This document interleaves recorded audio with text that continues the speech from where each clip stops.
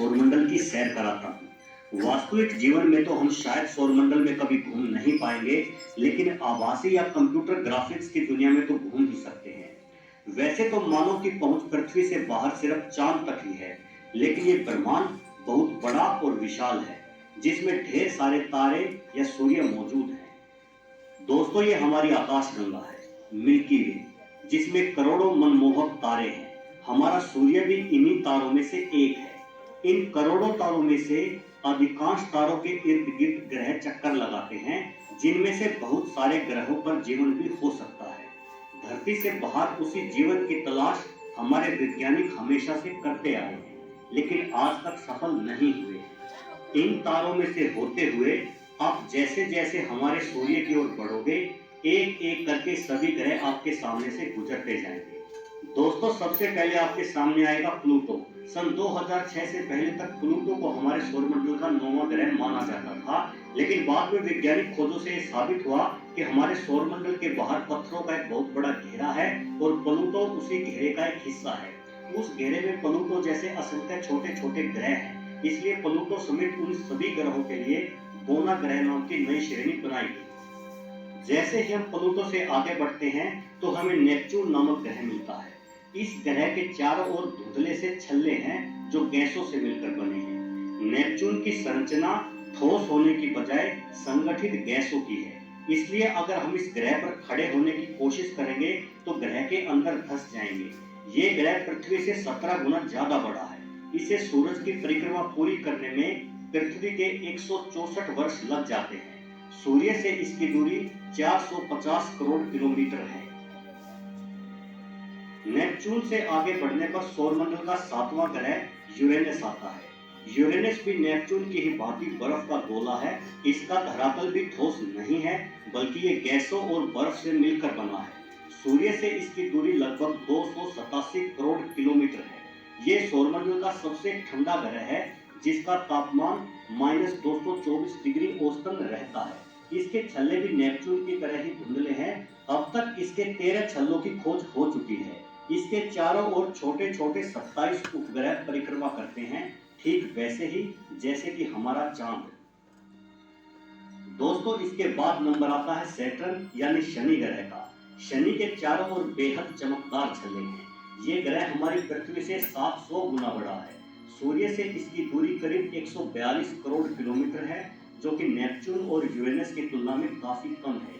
इसलिए साफ आसमान में शनि ग्रह को नंगी आंखों से भी देखा जा सकता है, लेकिन पहचानना बड़ा मुश्किल है, क्योंकि नंगी आंखों से ये किसी भी दूसरे सामान्य तारे के समान ही दिखता है। सैटर्न पर 1800 किलोमीटर प्रति घंटा की रफ्तार से हवाएं चलती हैं और इस ग्रह के सबसे ज्यादा उपग्रह हैं। अभी तक इसके 62 उपग्रह खोजे जा चुके हैं। दोस्तों, शनि से आगे बढ़कर जब हम सूर्य के और करीब चलते हैं तो हमारे सामने हमारे सौरमंडल का सबसे बड़ा ग्रह आता है जुपिटर। जुपिटर यानी बृहस्पति हमारी पृथ्वी की तुलना में करीब 1300 गुना ज्यादा बड़ा है। इसे गैसीय दानव भी कहा जाता है, क्योंकि यह ग्रह भी ठोस नहीं है। सूर्य से इसकी दूरी 78 करोड़ किलोमीटर है। ये नंगी आंखों से बिल्कुल साफ साफ देखा जा सकता है। अपनी धुरी पर इसके घूमने की गति बेहद तेज है, इसलिए इसका एक दिन केवल 9 घंटे 55 मिनट का होता है। कई प्राचीन भारतीय सभ्यताएं हजारों साल पहले से इस ग्रह के बारे में जानती थी। जुपिटर से आगे बढ़ने पर हमारे सामने एक एस्टेरॉयड बेल्ट आती है। इस बेल्ट में लाखों छोटे बड़े पत्थर सूर्य की परिक्रमा कर रहे हैं, जिनमें सबसे बड़ा पत्थर करीब 1000 किलोमीटर व्यास का है। इसे प्लूटो की तरह ही बोने ग्रह का दर्जा मिला हुआ है। ज्यादातर पत्थर 10 किलोमीटर बड़े हैं, लेकिन कुछ सिर्फ धूल के कण मात्र हैं। खैर, इन लाखों पत्थरों के बीच में से निकलकर हम अपने अगले ग्रह की ओर बढ़ते हैं। हमारा अगला ग्रह है मार्स यानी मंगल। इसकी लाल आभा के कारण ही इसे लाल ग्रह भी कहा जाता है। सूर्य से इसकी दूरी 22 करोड़ 79 लाख किलोमीटर है और आकार में यह पृथ्वी से लगभग आधा है। मंगल ग्रह का एक दिन 24 घंटों से थोड़ा ही ज्यादा होता है, लेकिन इसका एक साल पृथ्वी के 687 दिनों के बराबर होता है। शुरू से ही मंगल ग्रह हमारे वैज्ञानिकों के लिए कौतूहल का विषय रहा है, क्योंकि पृथ्वी के अलावा इसी ग्रह पर जीवन की सबसे ज्यादा संभावनाएं जताई जाती रही हैं। इसका धरातल पृथ्वी ही की भांति ठोस है इसके नॉर्थ और साउथ पोल में काफी मात्रा में बर्फ भी मिली है। माना जाता है कि मार्स पर कभी बड़ी मात्रा में पानी था। इसका लाल रंग मिट्टी में मौजूद लौह खनिज के जंग लगने के कारण ही हुआ है। आज भी कम मात्रा में ही सही, लेकिन मंगल ग्रह पर पानी के साफ साफ सबूत मिले हैं। इस ग्रह पर काफी बड़े बड़े पर्वत हैं। इसका सबसे बड़ा पर्वत ओलिम्पस मोन्स हमारी एवरेस्ट से करीब 3 गुना ज्यादा बड़ा है। मंगल ग्रह के 2 चांद हैं। अगर आपके शरीर का वजन 100 किलो है तो मंगल ग्रह पर आप सिर्फ 37 किलो के ही रह जाओगे, क्योंकि इसका गुरुत्वाकर्षण बल काफी कम है। वर्तमान समय में मंगल ग्रह की जानकारी जुटाने के लिए 8 रोबोट यान काम कर रहे हैं। इनमें से 7 यान अकेले अमेरिका के हैं और ये हमारे लिए बहुत गर्व की बात है कि 8वां यान हमारे भारत का है। दोस्तों, मंगल ग्रह के बाद आता है इस सौरमंडल का सबसे खूबसूरत और अनूठा ग्रह, यानी हमारी पृथ्वी। वैसे तो हम अलग अलग ग्रहों में रहते हैं, लेकिन पृथ्वी एक ऐसा ग्रह है जो हम सबका है। पृथ्वी हमारे सौरमंडल का इकलौता ऐसा ग्रह है जहां पर निश्चित तौर पर जीवन मौजूद है। इसके अलावा उचित तापमान की वजह से भी यह इकलौता ऐसा ग्रह है जहां पानी तीनों अवस्थाओं में, यानी ठोस, द्रव्य और गैस के रूप में मौजूद है। अंतरिक्ष से देखने पर पृथ्वी बेहद चमकदार नीले रंग की दिखाई देती है, क्योंकि पृथ्वी के 3/4 भाग पर पानी है। खैर दोस्तों, पृथ्वी के बारे में तो हम सभी जानते ही हैं, इसलिए हम आगे बढ़ते हैं। सूर्य के और करीब आने पर हमारा सामना होता है वीनस यानी शुक्र ग्रह से।